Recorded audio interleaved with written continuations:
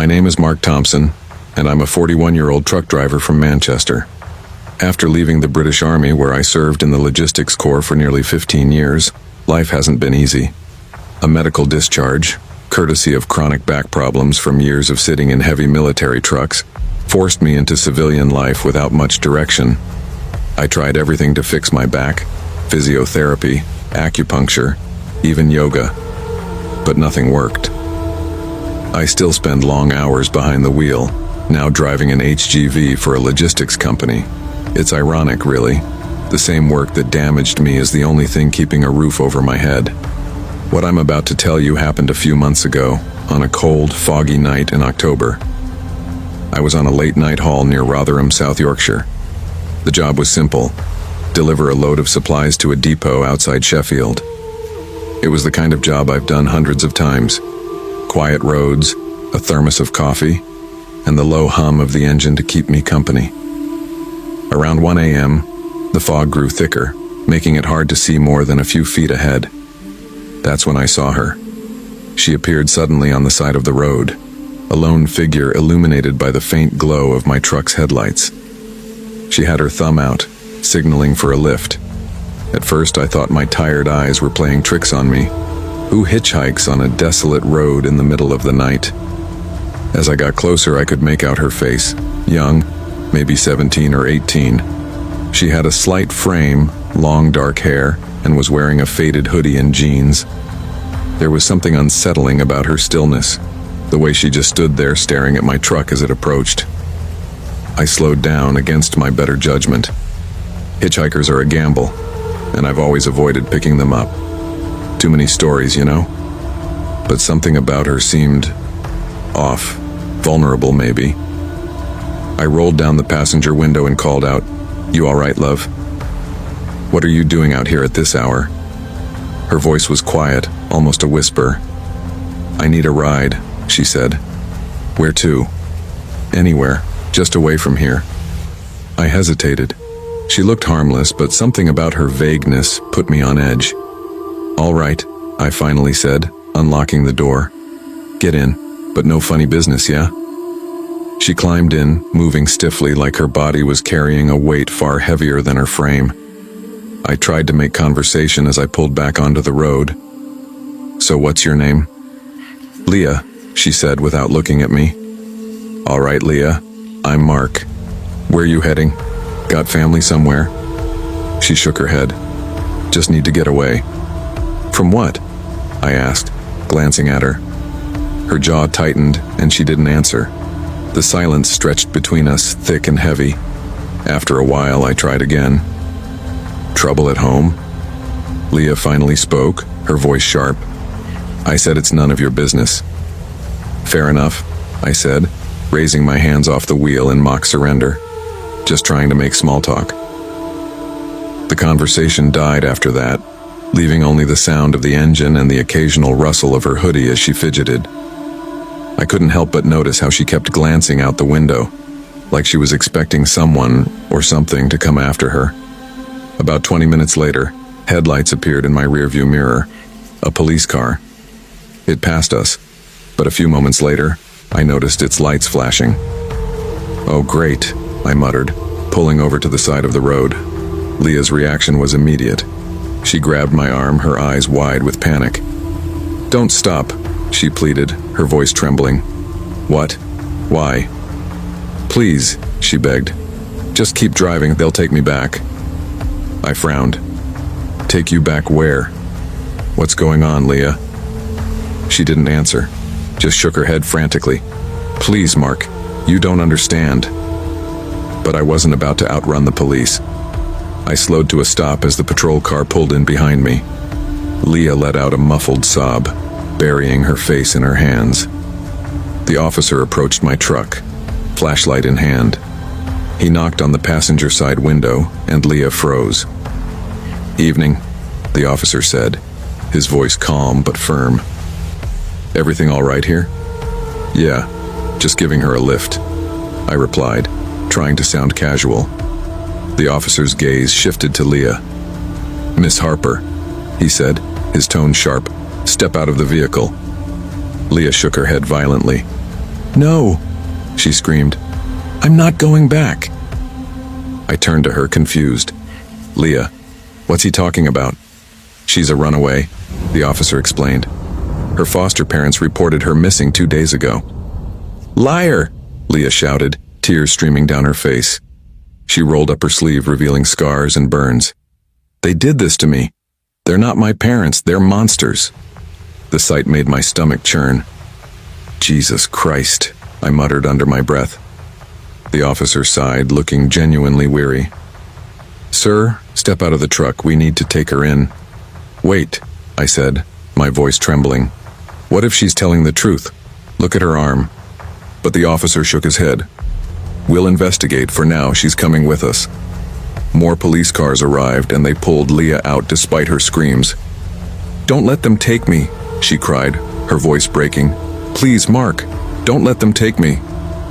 I sat there helpless, watching as they put her in the back of a patrol car. Her cries echoed in my ears long after the police lights disappeared into the night. I've thought about Leah every day since that night. Was she really a victim? Did the police help her? Or send her back to a living hell? I'll never know. But her haunted eyes and those scars will stay with me forever. A chilling reminder of how twisted life can be.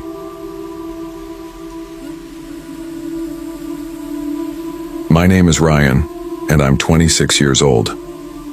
A few months ago, my mom asked me to take my twin brothers, Ethan and Logan, on a road trip to visit colleges. It was their senior year of high school, and while I wasn't thrilled about spending my vacation driving them around, I couldn't say no to Mom. We live in Ohio, and she wanted us to visit Harvard and Cambridge, Massachusetts. I could tell she was proud of the idea, her 2 sons potentially attending an Ivy League school. But I knew Ethan and Logan had no interest. Ethan was all about architecture, while Logan had his heart set on filmmaking.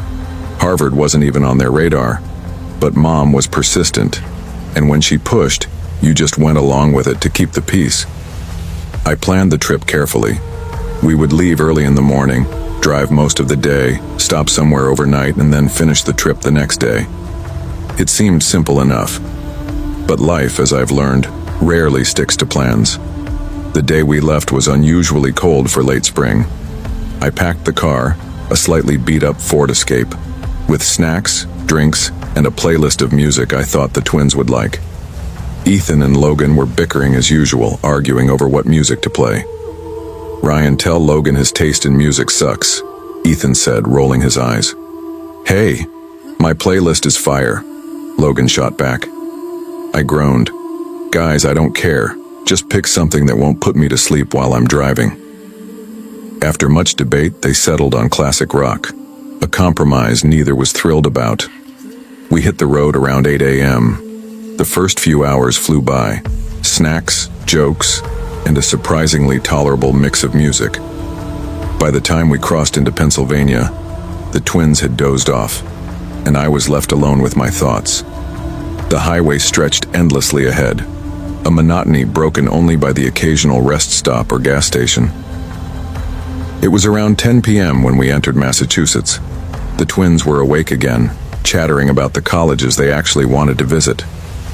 I kept quiet, letting them dream while focusing on the GPS. We were still about 2 hours from the hotel when my stomach growled loudly. Someone's hungry, Logan teased.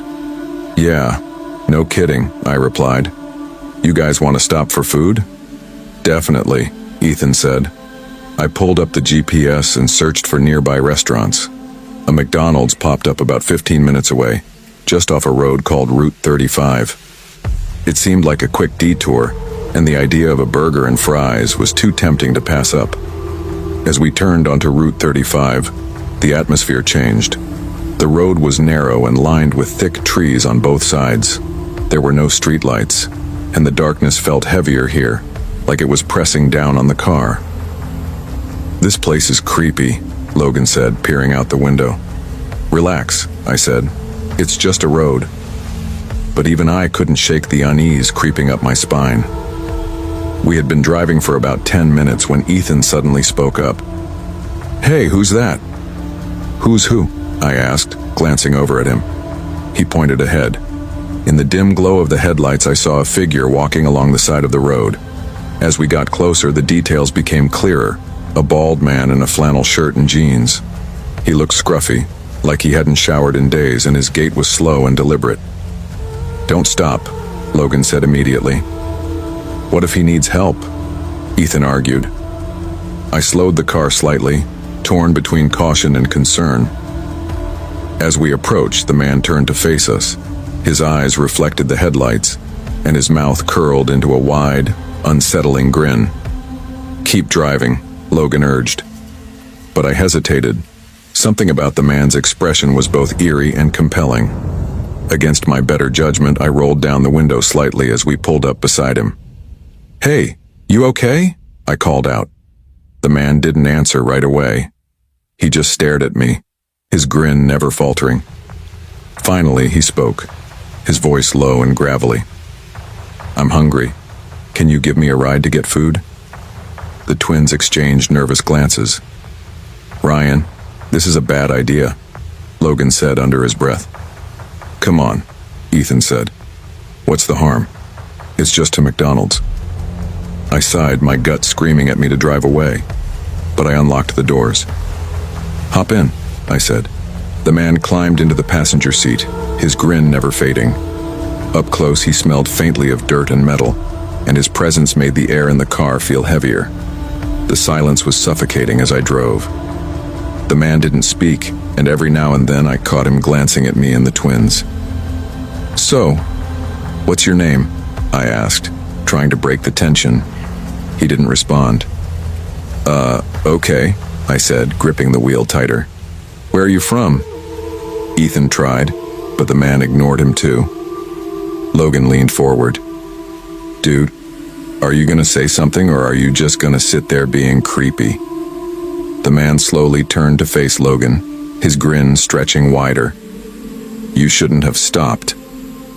My stomach dropped. "What do you mean by that?" I asked, my voice shaky. The man didn't answer. Instead, he lunged for the steering wheel. I swerved, struggling to keep control of the car. "Get off!" I shouted, pulling the car to a screeching halt. I reached under my seat and grabbed the pistol I always kept for emergencies. Pointing it at him, I yelled, "Get out of the car!" The twins screamed in unison, their faces pale with fear. But the man didn't flinch. Instead, he grabbed the barrel of the gun and forced it into his own mouth. "What the hell are you doing?" I shouted, trying to pull it away. He smiled one last time, wider than ever, and pulled the trigger himself. The sound was deafening. Blood and bits of flesh splattered across the dashboard, and the twins screamed in horror. But as soon as it happened, the man vanished. No body, no blood, just an empty seat, and the faint smell of gunpowder lingering in the air. We sat in stunned silence, too shocked to move. Finally, Logan broke the silence. "Ryan, what the hell just happened?" I couldn't answer. My hands were trembling as I gripped the steering wheel. "Drive," Ethan whispered. "Just drive." I hit the gas, speeding away from that cursed road. When we finally reached the hotel, we locked ourselves in the room and huddled together, too terrified to sleep. The next day, we decided to abandon the trip and drive back home. Once we were back in Ohio, I couldn't shake the feeling of dread. I started researching Route 35 and came across stories about a ghost. A man who had supposedly died there years ago under mysterious circumstances. Locals called him the Smiling Man, and they said he appeared to travelers, always looking for his next victim. To this day, I can't drive at night without thinking about that smile.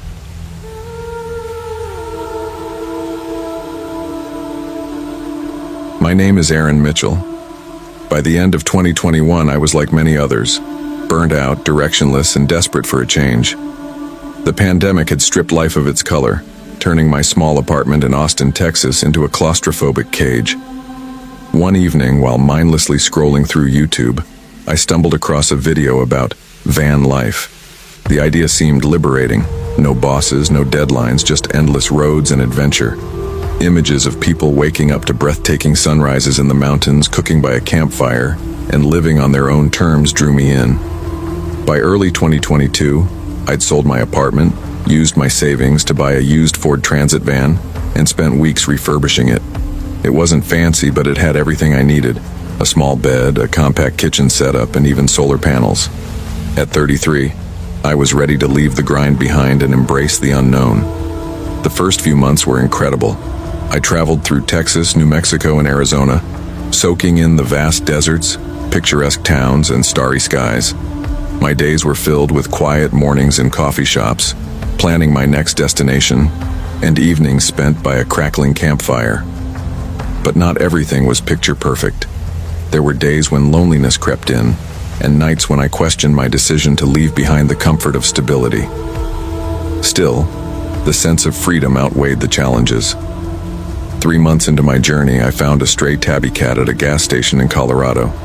She was tiny, hungry, and had a mischievous glint in her eyes. I named her Willow.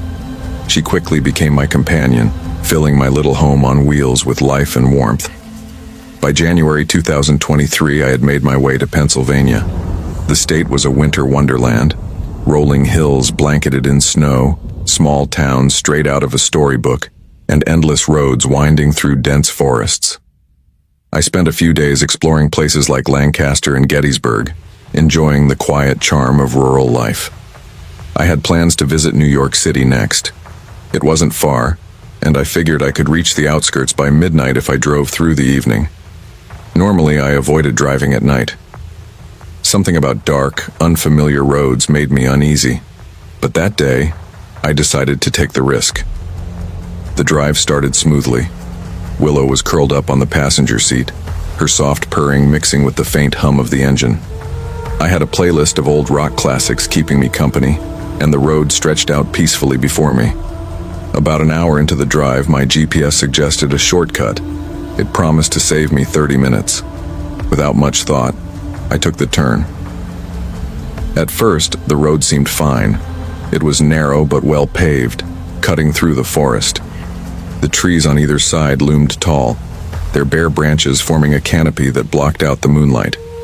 The further I drove, the darker and quieter it became. The familiar hum of the engine and my playlist were the only sounds. Even Willow, who was usually unbothered by anything, sat up suddenly, her ears twitching. "Easy, Willow," I muttered, trying to sound calm. The GPS reassured me I was still on the right track, but the isolation was suffocating.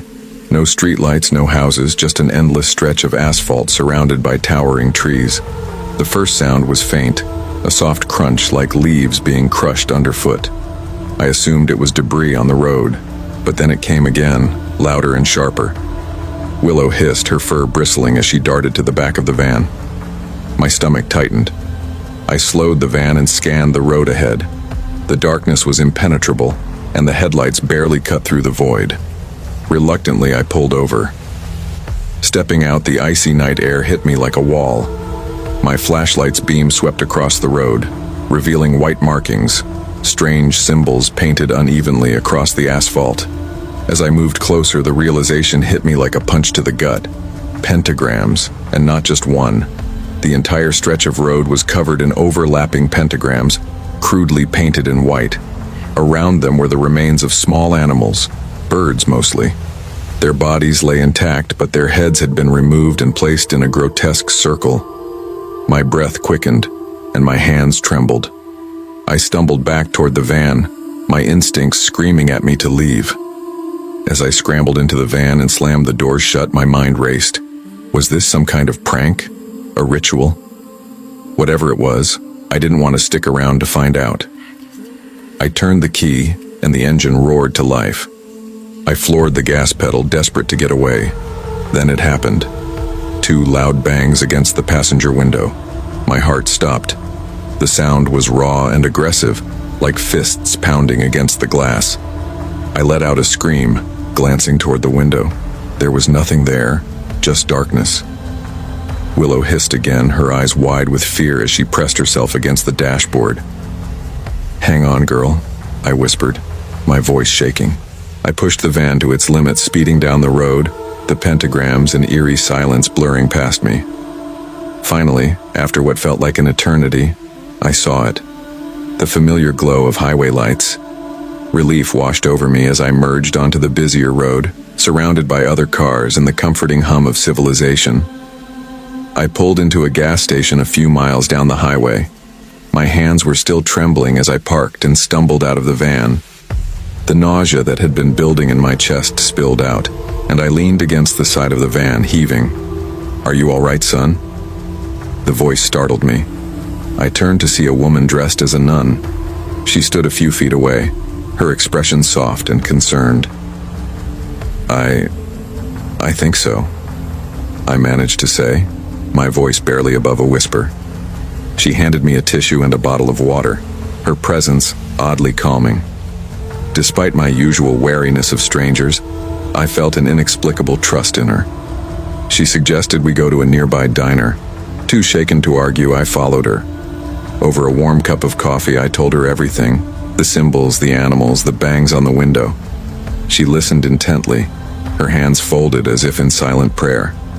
Before we parted, I asked her name and where she was from. "Call me Sister Eleanor," she said with a kind smile. "If you ever need guidance, you'll find me at St. Mary's Church." Days later, after I had somewhat recovered from the ordeal, I decided to visit St. Mary's Church to thank her. But when I arrived, the priest there looked puzzled. "We don't have a Sister Eleanor," he said. My blood ran cold. Even now, years later, I can't explain what happened that night. All I know is that the woman who appeared at the gas station saved me. Whether she was a guardian angel or something else, I'll never know. I've left van life behind, started a family, and built a new life. But every so often I think back to that dark road in Pennsylvania, and the mysterious nun who appeared when I needed her most. And every time I feel a chill down my spine.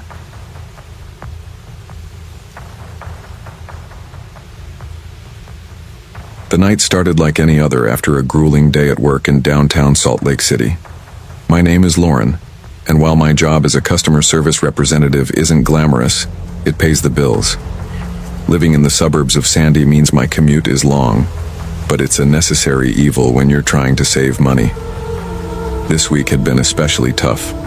My boss, Mr. Clark, scheduled me for closing shifts all week, even though I'd requested vacation time months ago. Instead of lounging on a sunny beach, I spent my days answering complaint calls under harsh fluorescent lights. By the time I clocked out at 7:15 p.m., I was dead tired and just wanted to get home. The idea of the hour-long drive was already exhausting me. As I walked to my car, a 2003 Honda Civic that had seen better days, I noticed the icy air biting at my face. Winter nights in Utah are unforgiving, and tonight was no exception. I tossed my bag in the passenger seat, started the engine, and let it idle for a moment, praying it would cooperate. The car groaned, but eventually the engine sputtered to life. "Good girl," I muttered, patting the dashboard. "Just get me home." Usually I stuck to the main highway on my way home, but tonight I was too tired to face the monotony of bumper-to-bumper traffic. My GPS suggested an alternate route that would save me 15 minutes. It wasn't a major detour, just a quieter road cutting through the outskirts of the city. Relieved at the prospect of a quicker trip, I tapped start on my phone and set off. The first stretch of the drive was uneventful. The road was darker and lonelier than the highway, but I didn't mind. I turned up the volume on my playlist, letting the music drown out my thoughts. The snow-covered mountains in the distance glowed faintly under the moonlight, a serene backdrop to an otherwise dull evening. About 20 minutes into the drive, I noticed a faint rattling sound coming from under the hood. I turned the music down, straining to listen. The sound grew louder, metallic and clunky, like something was coming loose. My stomach tightened. This car was a ticking time bomb, but I'd been hoping it would hold out until spring. "Not tonight," I whispered, as if pleading with the car would make a difference. Suddenly, the engine stuttered. The dashboard lights flickered, and before I could react, the car jerked violently and rolled to a stop. I slammed the steering wheel in frustration. Of course, just my luck. I turned the key, but the engine only sputtered weakly in response. Sighing, I popped the hood and stepped out into the cold night air. The road was eerily silent with no other cars in sight. Under the dim glow of my phone flashlight, I examined the engine. Not that I knew what I was looking for. I wasn't a mechanic. The battery terminals were caked in corrosion, and the belts looked frayed. I didn't need to be an expert to know I was screwed. Shivering, I got back into the car and called AAA. The operator's voice was polite but not reassuring. "We'll have someone out there as soon as we can, ma'am," she said. "But it might be up to an hour. Is your location safe?" I glanced around the empty road. The trees lining the street cast long shadows under the moonlight, and the occasional gust of wind made them sway like looming figures. "Yeah, it's fine," I lied. "Just send someone quickly, please." I locked the doors and tried to distract myself with my phone, but the stillness of the night was oppressive. The occasional chirp of crickets and the rustling of leaves only amplified the silence. My anxiety grew with each passing minute. I couldn't shake the feeling that I was completely exposed, vulnerable to whoever, or whatever, might be out there. After about 20 minutes, the glare of headlights appeared in my rearview mirror. My heart jumped, but it wasn't relief I felt. The lights were too bright, too high off the ground to be a tow truck. A white pickup truck slowed as it approached, stopping a few feet behind my car. The engine rumbled as the driver stepped out. He was a tall man in his late 40s or early 50s, wearing a heavy coat and a worn baseball cap. His weathered face was illuminated by the glow of his truck's headlights. "Hey there," he called out, his voice gruff but seemingly friendly. "Car trouble?" I hesitated, rolling the window down just a few inches. "Yeah, but I've already called for a tow. They'll be here soon." "You sure?" "I've got tools in my truck. Might be able to get you going faster than waiting for those guys." His offer was reasonable, but something about him set off alarm bells in my head. Maybe it was the way his eyes lingered on me, or the too casual way he leaned against my car. "No, thank you," I said firmly. "I'll wait for the tow truck." His smile faltered, replaced by a look I couldn't quite read. "Suit yourself," he muttered, stepping back. Relieved, I watched him return to his truck. But instead of driving off, he got back in and just sat there. His headlights bore into my rearview mirror, making it impossible to ignore him. Minutes dragged by, and the longer he stayed, the more my unease grew. My grip on my phone tightened, my thumb hovering over the emergency call button. I tried to stay calm, but my mind raced with worst-case scenarios. Finally, he got out of his truck again. This time, his demeanor had shifted. His movements were deliberate, his eyes sharper. He approached my window and tapped on the glass. "Look," he said, his tone less friendly now. "It's getting cold out here. Just let me take a look at the engine. We'll get you out of here in no time." "No," I snapped, my voice trembling. "I said I'm fine. Please leave." His jaw tightened, and for a moment, I thought he might try to force the door open. But then, as if sensing my panic, he stepped back. "You're making a mistake," he said, his voice low and menacing. He returned to his truck, and I braced myself for him to leave. But he didn't. He stayed parked behind me, his headlights glaring. Another 20 agonizing minutes passed before another set of headlights appeared in the distance. This time, it was the tow truck. Relief flooded through me as the driver pulled up alongside my car. He was a large man in his 50s with a no-nonsense demeanor. He gave the pickup truck a wary glance before approaching my window. "You okay?" he asked. I quickly explained what had happened, my voice shaking as I recounted the stranger's behavior. The tow truck driver's expression darkened. "You're lucky," he said. "That guy's trouble. I've seen him hanging around this area before. He's been known to harass women." My blood ran cold. The thought of what could have happened if the tow truck hadn't arrived in time made me nauseous.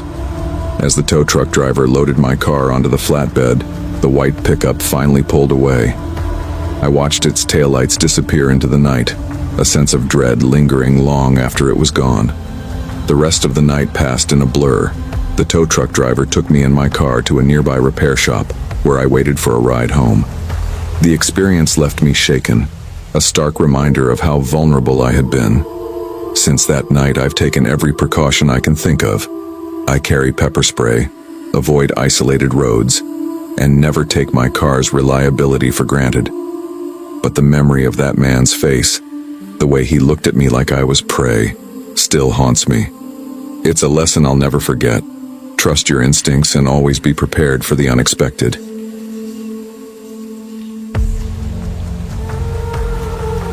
On June 18, 1935, two couples set out from the small town of El Dorado, Illinois, on what they called their grand adventure. Henry and Margaret Caldwell, along with their close friends Walter and Evelyn Harper, had been planning the trip for months. They were eager to escape the monotony of small-town life and see the famed California coast. Henry, a 34-year-old school teacher, was the planner of the group, meticulously mapping out their route. His wife Margaret, a librarian with a penchant for photography, vowed to document every step of their journey. Walter, a mechanic, had volunteered his prized 1933 Ford Model B sedan for the trip, and Evelyn, his lively and talkative wife, had taken charge of packing snacks and provisions. The excitement was palpable as they loaded the car, chatting about the landmarks they'd visit and the postcards they'd send home. Their route would take them through rolling hills, dense forests, and eventually into the arid deserts of the Southwest. Spirits were high as they waved goodbye to their families, unaware that this would be the last time anyone would see them alive. By June 21st, the group reached Vaughn, New Mexico, a sleepy railroad town surrounded by vast stretches of desert. They pulled into the modest Hotel Esmeralda, its weathered sign swaying gently in the warm breeze. Henry parked the Ford outside, and the group checked into two small rooms on the second floor. That evening, they sat in the lobby, writing postcards to their families back home. "Mama will love this one," Margaret said, holding up a postcard of a vibrant desert sunset. "Tell her we're making good time," Henry added, glancing over her shoulder. "She worries too much." Walter leaned back in his chair, stretching his arms. "I'm just glad the car's holding up. That stretch from Amarillo was rough." Evelyn smirked. "You and that car. If it could talk, I'm sure it'd complain about your driving." They all laughed, the sound echoing in the quiet lobby. After a simple dinner at a nearby diner, the group retired for the night, eager to continue their journey the next day. The next morning, June 22nd, they departed Vaughn. A postcard mailed from Albuquerque later that day confirmed their presence in the area. The brief message, written by Evelyn, read, "Reached Albuquerque. The scenery is breathtaking. Can't wait to see what lies ahead. Love, Evelyn." It was the last message anyone would receive from them. On June 26th, Henry's Ford Model B was discovered abandoned in downtown Dallas, Texas. The keys were still in the ignition, the tank was full, and a stack of postcards sat undisturbed on the passenger seat. Local authorities were immediately notified and an investigation began. Detective Samuel Harris, a seasoned officer with a reputation for solving tough cases, took charge. "This doesn't sit right," he muttered, examining the car. "No signs of a struggle, no blood. It's like they just vanished." The investigation revealed that the group had stopped at a gas station outside Vaughn, ominously named The Silence. Witnesses recalled seeing a young man with dark hair driving the car, but there was no mention of the couples. "Describe him," Harris pressed the station attendant. The man shrugged. "Mid-20s, clean-cut. Didn't say much. Paid in cash."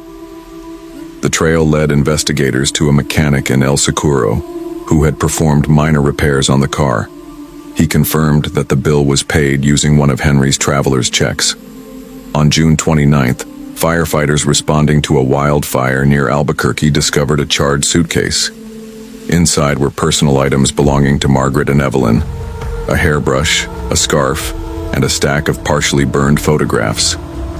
Detective Harris held up one of the photos, its edges blackened. It showed the four friends smiling in front of the Ford. "Someone wanted to erase them," he said grimly.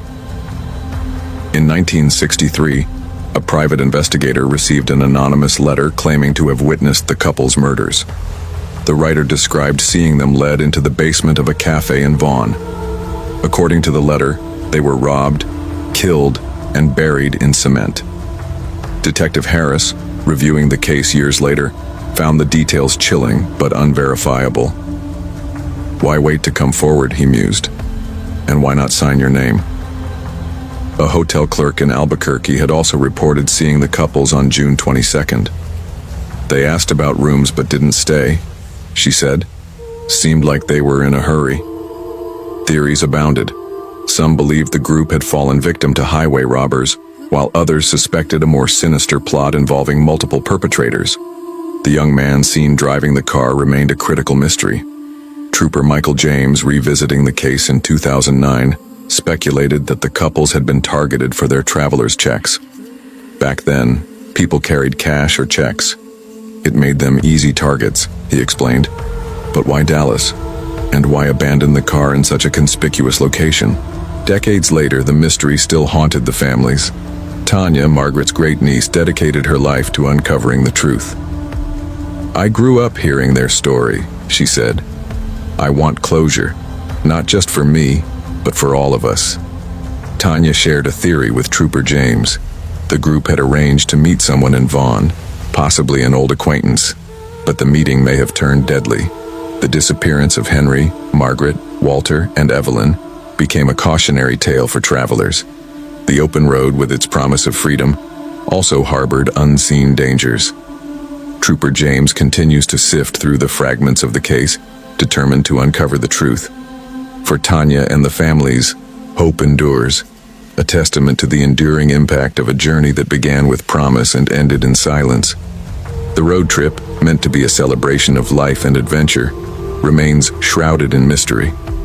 Somewhere in the vast expanse of the desert, the secrets of that fateful journey linger, waiting to be uncovered.